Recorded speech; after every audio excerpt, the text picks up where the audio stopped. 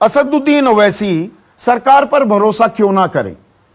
जो सरकार कह रही है, अगर प्रधानमंत्री कहते हैं आंख में आंख डालकर हम बात करते हैं, हमने खदेड़ दिया लोगों को जो हमारी जमीन पर कब्जा करना चाह रहे थे, शहादत दी है लोगों ने, तो ये बात हम फेस वैल्यू पर क्यों नहीं लेते?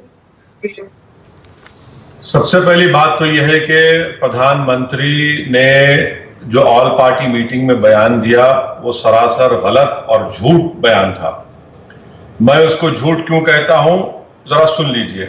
17 जून को एक्सटर्नल अफेयर्स का बयान है मिनिस्टर का कि चीन भारत की टेरिटरी में घुसा।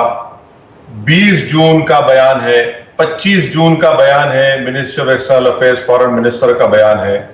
डिफेंस मिनिस्टर का 3 जून का बयान है कि चीन की फौज बड़ी तादाद में भारत के एलएसी इलाके में घुस चुकी है। अच्छा, इसका भी यकीन नहीं है तो फिर हमारे नहीं देखिए, नहीं, आप सिलेक्टिवली कोट कर रहे हैं ओवैसी साहब।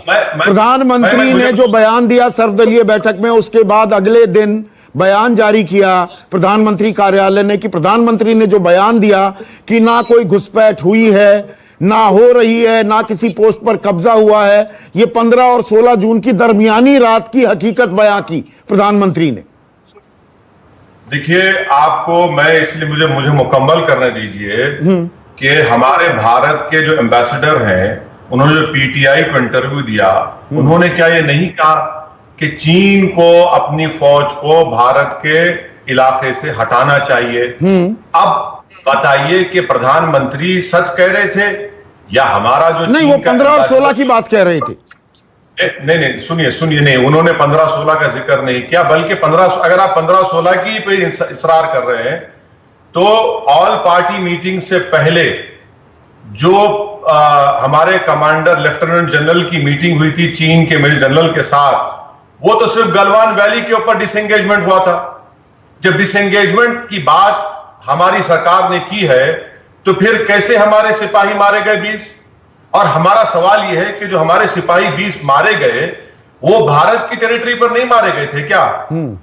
किसकी टेरिटरी पर मारे गए थे? और प्रधानमंत्री ने क्यों यह कहा कि ना कोई घुसा है ना कोई वहां पर है? प्रधानमंत्री ने देश को धोखा दिया है। सैटेलाइट इमेजेस प्रधानमंत्री को झूठा साबित करते हैं। प्रधानमंत्री को हमारे भारत के एम्बेसडर ने जो पीटीआई को इंटरव्यू दिया वो उनको झूठा साबित करता है। और सैटेलाइट इमेजेस ये भी बताते हैं कि जिस जगह पर हमारे वीर जवानों ने अपनी जान दी थी, उस पीपी पेट्रोल पॉइंट 14 पर आज भी जब हम आपसे बात कर रहे हैं चीन का वहां पर कब्जा है। और आप बहुत गंभीर आरोप लगा रहे हैं ओवैसी साहब, आप झूठ जैसे शब्द का इस्तेमाल कर रहे हैं। एक मिनट सुनिए, विपक्ष के बड़े नेता हैं, एक मिनट, शरद पवार देश के रक्षा मंत्री भी रह चुके हैं, वो सीधा कहते हैं हमें अभी सरकार के साथ, प्रधानमंत्री के साथ खड़े रहना चाहिए। वो बल्कि सीधा निशाना साध देते हैं राहुल गांधी पर, कांग्रेस पर, जो सबसे ज्यादा सवाल उठा रही है कि पीछे जाओगे, 45,000 स्क्वायर वर्ग जो किलोमीटर है इलाका वो किसने दिया? राजनीति अभी मत करो, देश को एकजुट होने की जरूरत है। और आप राजनीति कर रहे हैं, आप भी कांग्रेस वाला काम कर रहे हैं ओवैसी साहब। नहीं सर, मैं कांग्रेस का सख्त मुखालिफ हूं। मैं कांग्रेस तो मुझे बीजेपी का बी टीम कहती है। अब रहा सवाल शरद पवार साहब का, तो शरद पवार साहब क्योंकि इस देश के डिफेंस मिनिस्टर रह चुके हैं, वो ये डर रहे हैं कि उनका भी पोल खुल जाएगा। मगर मैं देश के साथ खड़ा हूं। मैं आपको बता रहा हूं कि ना सिर्फ गलवान बल्कि नकुला पास अरुणाचल प्रदेश में जो इंटरनेशनल बॉर्डर है, 2.5 किलोमीटर अंदर चीन घुस चुका है। सर, आपने हॉट स्प्रिंग्स कहां से आई है ये आपकी जानकारी? यही तो बीजेपी पूछती है, यही तो शाहनवाज हुसैन पूछ रहे हैं। मैं बता देता हूं। और मुझे कल बीजेपी ऑफिशियल सीक्रेट्स एक्ट में मुझे बुक कर ले। मैं बीजेपी को यह कह रहा हूं कि सैटेलाइट इमेजेस जो डीपैक के हैं वो ये बता रहे हैं। मैं बीजेपी से कह रहा हूं कि ब्रह्मा चेलानी जो हमारा सिक्योरिटी एक्सपर्ट है, पूरी दुनिया में जाना माना है, उसने लिखा। मैं ये कह रहा हूं कि भरत कर्नाड जो सीपीआर का हमारा सिक्योरिटी एक्सपर्ट ने लिखा। मैं ये कह रहा हूं कि अजय शुक्ला जो लेफ्टिनेंट कर्नल थे फौज में, उन्होंने लिखा। मैंने कहा हूं कि सुशांत सिंह जो लेफ्टिनेंट था हमारी फौज में, जो इंडियन एक्सप्रेस में लिखता है, उसने कहा। मैं ये कह रहा हूं कि मनु प्रभु जो इकोनॉमिक टाइम्स में लिखता है, उसने लिखा। क्या ये सब झूठे हैं? आप बताइए कि चीन ने, आपने सही कहा, गलवान में इंडियन एक्सप्रेस की रिपोर्ट है कि पोंगसोंग सू सदर्न बैंक में चीन ने हेलीपैड बना लिया। आप उसको नहीं मानते। मैं चैलेंज करके पूछ रहा हूं बीजेपी के स्पोक्स पर्सन से कि क्या हम पीपी फिंगर 4 से फिंगर 8 तक पेट्रोलिंग कर सकते? क्या पीपी 4 जहां पर हमारे जवान शहीद हुए, एक एक कर ओवैसी साहब, एक एक कर सवाल। देखिए, मैंने शाहनवाज हुसैन से यह सवाल किया था कि वो बता दें कि फिंगर 4 और फिंगर 8 के दरमियान में क्या हम पेट्रोलिंग कर रहे हैं। वो जवाब नहीं दे रहे हैं। मैंने शाहनवाज हुसैन साहब से पूछा था कि जिस जगह पर हमारे 20 जवान शहीद हुए थे, क्या वहां पर चीन का अब कब्जा है या नहीं है। रहा सवाल कि भाई भारत सरकार ने कौन सी बात कही है। आज मन की बात प्रधानमंत्री करते हैं, चीन का नाम लेने से कतराते हैं। प्रधानमंत्री चीन से डरते हैं, प्रधानमंत्री पाकिस्तान से नहीं डरते हैं। प्रधानमंत्री ने उरी में जब हमला हुआ था, हमारे 16 जवान मारे गए, तो हमने सर्जिकल स्ट्राइक किया। पुलवामा हुआ तो आपने बालाकोट किया। क्या प्रधानमंत्री और बीजेपी हमारे 20 वीर जवान भारत की सरजमीन की हिफाजत करते मारे गए, उनकी शहादत को रायगा जाने देंगे आप? बताइए शाहनवाज साहब, वो जो जवान 20 मारे गए, वो भारत की टेरिटरी पर मारे गए थे या नहीं मारे गए थे? अगर नहीं मारे गए तो फिर आप चीन की तारीफ कर रहे हैं, आप चीन की मदद कर रहे हैं। हम भारत की एक जमीन की हिफाजत का सवाल आपसे कर रहे हैं, और हमारा यह हक है कि आप सरकार में बैठे, आपसे पूछा जाए, आपके हमारे प्रधानमंत्री चीन को कितने मर्तबा गए? देखिए, हमारे 20 जवान शहीद हो गए, आपने उनको क्यों नहीं कहा कि गोली चलाएं? क्यों रोका आपने उनको? क्यों गोली चलाने नहीं दी आपने? 20 जवान हमारे शहीद हो गए, और आपको समझना चाहिए मिस्टर शाहनवाज हुसैन कि आर्टिकल 6 जो 1996 का एग्रीमेंट है, वो इस बात की इजाजत देता, अगर हमला हो रहा है तो लिमिटेड आर्म्स आप यूज कर सकते हैं। मैं फिर से आपसे कह रहा हूं कि आप ये नहीं कह पा रहे हैं कि PP-14 पर, जहां पर हमारे जवान शहीद हुए, आज दोबारा चीन के कब्जे में है।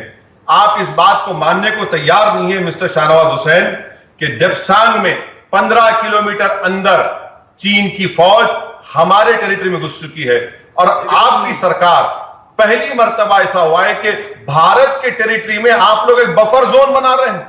आप परसेप्शन की बात कर रहे हैं। 5 किलोमीटर नहीं, आधा किलोमीटर नहीं, वो पूरी भारत की जमीन है। क्या हम उस जगह पर पेट्रोलिंग कर सकते हैं फिंगर 4 से फिंगर 8 तक? मैं फिर से कह रहा हूं, पास अरुणाचल प्रदेश में चीन इंटरनेशनल एग्रीमेंट के बावजूद भी, बॉर्डर एग्रीमेंट के बावजूद भी 2.5 किलोमीटर अंदर घुस चुका है। शाहनवाज साहब, ये मिसइंफॉर्मेशन है, नाकामी है, और आप बुरी तरह एक्सपोज हो चुके हैं। आप नहीं, बल्कि सैटेलाइट इमेजेस तो मेरे नहीं है ना, सैटेलाइट इमेजेस झूठ नहीं कह सकते। चलिए ओवैसी साहब रिस्पॉन्ड कीजिए। सवाल करना अलग बात है, सवाल मजबूत करता है लोकतंत्र को, सरकार की जिम्मेदारी तय करता है। आप दुष्प्रचार कर रहे हैं। 1 मिनट, अब ओवैसी साहब रिस्पॉन्ड करेंगे। ऐसा है ना सर, बेचारे शाहनवाज पर आपको रहम करना चाहिए, क्योंकि उनकी पार्टी में सवाल ही नहीं कर सकते। वहां पे जिल्ले इलाही का कानून चलता है कि कोई सवाल ही नहीं किया जा सकता, कोई सोच भी नहीं सकता। शाहनवाज साहब, वो आपकी पार्टी का उसूल होगा। भारत में जमहूरियत जिंदा है। अगर नरेंद्र मोदी का रवैया आप लोगों से डिक्टेटोरियल है, वो तो हमको मंजूर नहीं है। बहैसियत सिटीजन के हम पूछते रहेंगे। हम देश के वफादार हैं, नरेंद्र मोदी के वफादार नहीं है। हम देश से कभी गद्दारी नहीं करें, ना करेंगे। हां, नरेंद्र मोदी की मुखालिफत करेंगे इसलिए कि नरेंद्र मोदी सरासर नाकाम साबित हुए हैं भारत को हिफाजत करने के लिए, और चीन के मामले में एक्सपोज हो चुके हैं। सवाल करना जमहूरियत का बुनियादी उसूल है, वरना जमहूरियत नहीं रहेगी। और आप अगर ये कहेंगे कि मैं आपके साथ आकर थाली बजाऊं, ताली बजाऊं, दिया जलाऊं, नहीं हो सकेगा। नहीं, दो चीजों को जोड़ रहे हैं ओवैसी साहब। आप 2 पैरेलल एग्जांपल्स नहीं दे रहे हैं। क्या ये संवेदनशील मसला नहीं है चीन के साथ? 1 मिनट शाहनवाज भाई, व्यापारिक रिश्ते भी हैं हमारे, बहुत सारा माल, हम कितना भी सड़कों पर जाकर प्रदर्शन कर लें, बहुत कुछ चीन की घुसपैठ हमारे आर्थिक जीवन में हो गई है। ये संवेदनशील मसला है, सैन्य कूटनीतिक स्तर पर बातचीत हो रही है, तो वक्त देने को तैयार क्यों नहीं है आप लोग? सर एक मिनट, मुझे शाहनवाज साहब से पूछना है, क्या हम चीन के तमाम प्रोडक्ट का बायकॉट कर दें? अगर हम, आप बोलिए खुलकर कहिए, हम बायकॉट करेंगे? अगर बायकॉट करेंगे तो बताइए 3 बिलियन का जो मेडिसिन बनते एपीआई वो चीन से आता है, आप बंद करेंगे?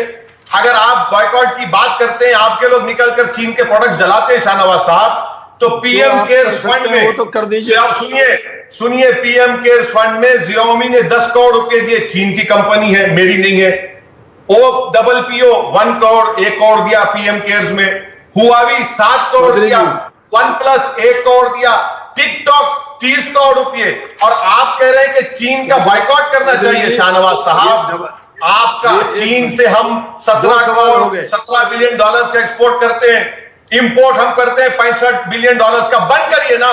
मैं आपको बताना चाह रहा हूं कि जब हमारे 20 जवान शहीद होने के बाद मोदी सरकार ने कहा कि अब हमने अपनी सेना को पूरे इख्तियारात दे दिए, इसका मतलब क्या है कि आपने इख्तियारात नहीं दिए थे सेना को, जिसकी वजह से उन 20 जवानों की मौत हुई।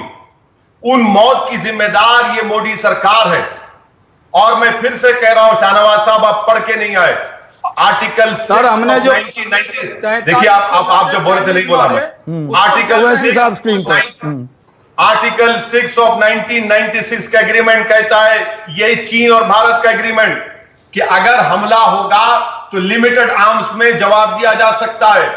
मैं आपसे कह रहा हूं कि आपकी सरकार नाकाम साबित हुई है। मैं देश का वफादार था और रहूंगा। ओवैसी साहब, मैंने सवाल कुछ पूछा, आप जवाब कुछ और दे रहे हैं। मेरा सवाल ये था, आपसी राजनीतिक जंग से चीन पर हम कॉस्ट इंपोज कर पाएंगे क्या?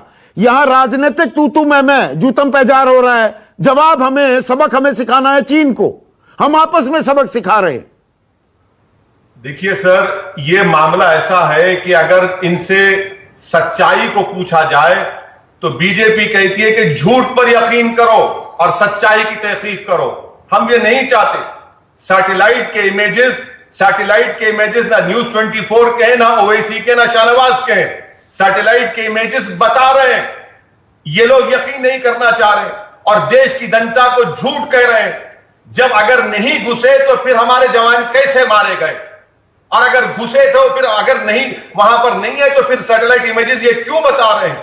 रहा सवाल के चीन का बायकॉट करने का, चलिए भारत सरकार एक डिसीजन ले ले।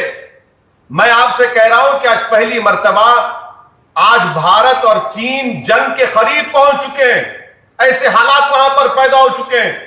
आप समझ नहीं रहे कि ले से 100 किलोमीटर पर पीओके में चीन के एयरफोर्स वहां पर लैंड कर चुकी है। हम ये कह रहे हैं कि सरकार को होश की आंख ले। मोदी जी जिनपिंग पर बेइंतहा भरोसा करते हैं, और वही गलती जो नेहरू ने की आज मोदी ने की। 62 में नेहरू ने गलती की थी और 2020 में मोदी ने गलती की। मैं मुकम्मल सवाल पूछता हूं, मैं पीछा नहीं छोड़ता किसी का। आप रक्षा मंत्री को फोन क्यों नहीं करते? आपका फोन नहीं उठाते क्या राजनाथ सिंह? ओवैसी साहब, सर शाहनवाज जो है ना, बेचारे खालिसुल जहन लेकर आकर बैठे हैं। ऑल पार्टी मीटिंग में मैंने प्रधानमंत्री को लेटर लिखकर कहा कि सर, पार्लियामेंट का सेशन बुलाइए, एक व्हाइट पेपर जारी करिए जिसमें यह बताइए कि 2014 से जब से आप प्रधानमंत्री बने 2020 तक कितनी जमीन पर चीन ने कब्जा किया। मैंने कहा कि इंक्वायरी कमेटी बनाइए, जिस तरह सुबह कमेटी बनाई गई थी कारगिल के बाद, मालूम हो सके। मैंने यह पूछा कि आखिर 15 जून की रात को हमारे सिपाहियों को रात में किसने भिजाया ऑर्डर देकर, और किसने कहा कि गोली चलाओ। ये सब हमने पूछा है। अब इनको नहीं मालूम तो क्या करेंगे? इनको सिर्फ मोदी से इतना डर है शाहनवाज को कि वो उनको एमपी नहीं बना रहे, ना उनको मिनिस्टर नहीं, निजी टिप्पणी नहीं। अरे भाई, मेरे शाहनवाज नहीं, इनकी बड़ी इज्जत करते हैं, इनकी बड़ी इज्जत करते हैं। जाए बॉर्डर पर जाके देखें, सैनिकों से मिले। आप जाते क्यों नहीं है ओवैसी साहब? एक मिनट शाहनवाज भाई, सिर्फ ओवैसी साहब आप क्यों नहीं जाते? अगर बीजेपी, आप कहते हैं राजनीति करती थी विपक्ष में, ये तो सीमा पर भी पहुंच गए थे, संकल्प पत्र जारी करते थे, आरोप लगाते थे, आज पूछो तो हमें देशद्रोही कह देते हैं। आप क्यों नहीं जाते? सीमा पर जायजा लीजिए ना। सर देखिए, सीमा पर जाने के लिए मैं तैयार हूं, ना सिर्फ जाने के लिए बल्कि अगर प्रधानमंत्री कहेंगे कि भारत के पूरे एमपीज को जाकर वहां पर अपनी जान देना है तो इंशाल्लाह मैं पीछे हटने वाला नहीं हूं। मगर प्रधानमंत्री से सवाल करने का मतलब यह है कि एंटी नेशनल हो गए हैं। नहीं, सीमा पर क्यों नहीं जाते आप? सीमा पर अरे जाकर सर, देखिए ना हुआ क्या है। अगर ऑल पार्टी डेलीगेशन सरकार लेके जाती है, हम तैयार हैं। आप तो ऑल पार्टी मीटिंग में हमको नहीं बुलाते, आप तो पीटीआई को एंटी नेशनल करार देते हैं। सर मैं आपसे कह रहा हूं कि आज जो स्थिति है, एक्सपर्ट्स कह रहे हैं कि भारत और चीन वॉर के करीब आ चुके हैं। शाहनवाज साहब, हम आपसे रिक्वेस्ट कर रहे हैं कि हमारे पास जो वॉर रिजर्व्स हैं वो सिर्फ 12 दिन के हैं, 12 दिन के हैं। लम्हों ने खता की, सदियों ने सजा पाएंगे। होश के नाखून लीजिए। आप देश को टीआरपी की तरह चला रहे हैं, रेटरिक की तरह। और ये जो हाल हुआ है ना ईस्टर्न लद्दाख में, ये सिर्फ और सिर्फ नरेंद्र मोदी की ये पर्सनल नाकामी है।